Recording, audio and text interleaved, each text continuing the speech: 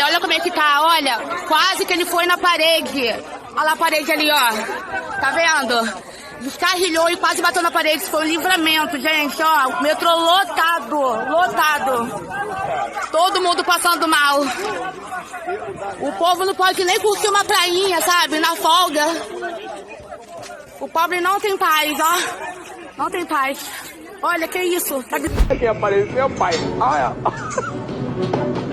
Olha, pai. Olha, pai. É pai, miserável. É miserê. Aí. O que aconteceu? Calma aí. Antônio Carlos dos Santos Pinto, o Pete, né? Ele estava nessa lista. Ele era um dos responsáveis, portanto, pelas finanças do grupo criminoso.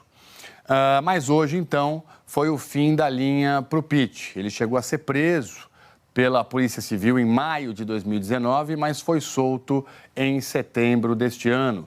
E o bairro onde ele foi morto, Paciência, é um dos redutos, então, da milícia do Zinho. Esses outros 3 integrantes que você vê comigo aqui no telão, os outros 3, também são apontados pela polícia como possíveis substitutos. O Jairo Batista Freire, conhecido como Caveira, que é uma espécie de homem de linha de frente, né, da guerra da milícia, na questão do enfrentamento, do combate, da violência. O Paulo Carvalho Martins, o PL, também responsável pelas finanças. E tem ainda o Peterson Luiz de Almeida, conhecido como Pet, que é o líder, né, digamos assim, o chefe da milícia em Sepetiba, que é outro bairro da Zona Oeste dominado, portanto, pelo crime. Áreas populosas, áreas pobres, comunidades que se tornaram reféns dessa milícia do Zinho, com vários integrantes agora dessa organização criminosa tentando assumir o controle dessa milícia que mexe com muito dinheiro. Descontrole, que todo mundo lembra o que o Bolsonaro fez com os governadores, tomou o dinheiro dos governadores, o calote imprecatório, adiou o pagamento de dívida. Enfim, foi uma bagunça no orçamento federal. Já na transição, nós começamos a identificar o volume de recursos que é preocupantes, auxílios, em véspera de eleição, auxílio caminhoneiro, auxílio taxista, auxílio isso, auxílio aquilo. Bom, soma total, nós estamos falando de alguma coisa em torno de 300 bilhões de reais. Meu Deus. Esse saiu estampado nos jornais do mundo inteiro. Porque nós estamos falando de 60 bilhões de dólares que foram gastos para tentar ganhar uma eleição. E nós estamos há um ano tentando botar ordem, uma mínima ordem, no orçamento federal. O grande mérito do presidente Lula é o seguinte: como o presidente governou 8 anos, colocou o Brasil entre as 6 maiores economias do mundo, já esse ano termina o ano em alta, lá na COP, nos Emirados Árabes, tendo visitado os principais líderes mundiais. O que na minha opinião, aconteceu? O mundo está olhando para o Brasil com confiança, que era a confiança que o presidente construiu ao longo dos seus 8 anos de governo. Olha com confiança. Aí você vê a Bolsa batendo recorde, o juro caindo, a taxa de desemprego sendo a menor desde 2016. O dólar para baixo. O dólar abaixo de 5.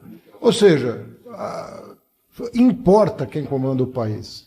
Importa a mensagem que a pessoa passa para os investidores, para os trabalhadores. Isso importa. E o que a gente está vendo é que as mensagens que o presidente Lula tem passado têm gerado um ciclo de confiança. Agora, nós não podemos subestimar as tarefas que nós temos pela frente. É tudo muito desafiador, porque o problema herdado é grande. Gente, estou aqui no Ministério da Educação, quinta-feira, final de ano, para dar uma grande notícia. O pé de meia do ensino médio está chegando e o dinheiro já está na conta. Nós acabamos de repassar 6,1 bilhões de reais ao fundo que vai custear a poupança de incentivo à permanência e conclusão para os estudantes mais vulneráveis do ensino médio. É mais um compromisso do presidente Lula cumprido, com prioridade para a nossa educação e melhores condições para o nosso povo. Gente, os dados mostram que entre os estudantes mais pobres, menos da metade consegue conquistar o seu diploma do ensino médio. Portanto, o Pé de Meio chega para garantir mais oportunidades para a nossa juventude e já a partir de agora, em 2024. São recursos para combater o abandono escolar e a evasão nessa etapa tão importante para os nossos jovens brasileiros. Quero agradecer a todos que se empenharam para que esse projeto se tornasse uma realidade. A equipe do Ministério da Educação, a equipe da Casa Civil, do Ministério da Fazenda, do Planejamento, do FNDE, da Caixa Econômica Federal, aos senadores e deputados do Congresso Nacional que aprovaram o projeto de lei e especialmente ao grande presidente Lula pela decisão, o presidente da educação. Um forte abraço, feliz ano novo e é pé de meia em 2024. Essa semana, um influenciador famoso tirou, né, a sua própria vida. E aí eu fiz um tweet falando que quem comemora esse tipo de coisa, né, já tá morto por dentro. E aí, várias pessoas encontraram tweets antigos meus, principalmente da época que o Guilherme de Pádua faleceu, onde eu comemorava. E eu falava que ele deveria levar Bolsonaro junto, que ele encontra com o Olavo de Carvalho e tal. Tem um tweet dessa época em que eu falo que, pelo jeito, a cloroquina geladinha não fez efeito pro Olavo de Carvalho. E assim, não tem como eu falar, não fui eu que escrevi, eu não pensei direito, eu escrevi. Gente, eu escrevi sim. Quem me conhece sabe que eu assumo as minhas ações, os meus atos.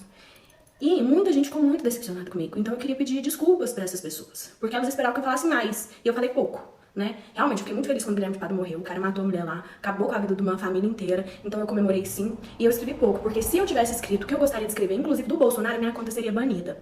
Tá bom? Então pra vocês, meus queridos, que ficaram decepcionados comigo porque me acharam que eu falei pouco, desculpa do fundo do meu coração, mas se eu falasse tudo que eu queria falar, minha conta ia ser banida, entendeu? Se eu falar o que eu penso em relação ao Bolsonaro, meu filho, eu não vou ter rede social nunca mais na minha vida. Nunca mais. Então assim, falei pouco, né, galera? Falei pouco mesmo. Pouco. Porque o cara que deixou de comprar vacina, demorou pra caramba pra comprar vacina, uma galera morreu aí. O que eu desejo pra ele não pode ser nem aplicado. Tá bom? Então desculpa se eu decepcionei vocês, mas eu realmente não posso escrever tudo que eu penso. Porque essa rede bane, as outras redes podem me banir. Na próxima, galera, eu escrevo mais. Então, uma mulher que já pegou muitos caras ainda pode ser considerada uma mulher de valor? Primeiro de tudo, que esse negócio de valor já me pega um pouco, né? Que a gente não é bolsa pra ter valores. Mulher que pega muitos caras é vagabunda. Eu achei que vagabunda era mulher que não trabalhava. Mulher que pega muitos caras, normalmente eu chamo de caridosa. E um homem que pega várias é um homem de valor. Então imagina, né, o quanto de valor que não tem o Arthur Aguiar, o Neymar, MC Cabelinho. Porque não existe mérito em ceder. Pra mulher ficar com vários, basta ela dizer sim e abrir as pernas. As mulheres nunca tiveram autonomia para as decisões sobre o próprio corpo, nunca tiveram o próprio prazer priorizado, nem pelo parceiro, nem por elas mesmas. O corpo da mulher sempre foi visto como um objeto de posse e propriedade dos homens, e onde sempre fomos ensinadas e doutrinadas a dizer não e fechar as pernas. Se a gente tirar todo esse recorte, faz muito sentido o que você falou. O homem, para ficar com várias, ele tem que construir muito valor, ele tem que se desenvolver. Ai, disse o homem que não sabe onde fica o clitóris. Você vê, nem todo calvo, às vezes um careca. Uma chave que abre diversos cadeados é uma chave mestra. Agora, um cadeado que abre com qualquer chave não presta pra nada. Uma opinião com diversas fontes, embasamento e conhecimento histórico, social e cultural é uma opinião mestra. Agora, uma boca que se abre para falar de qualquer assunto sem nenhum embasamento não presta pra nada.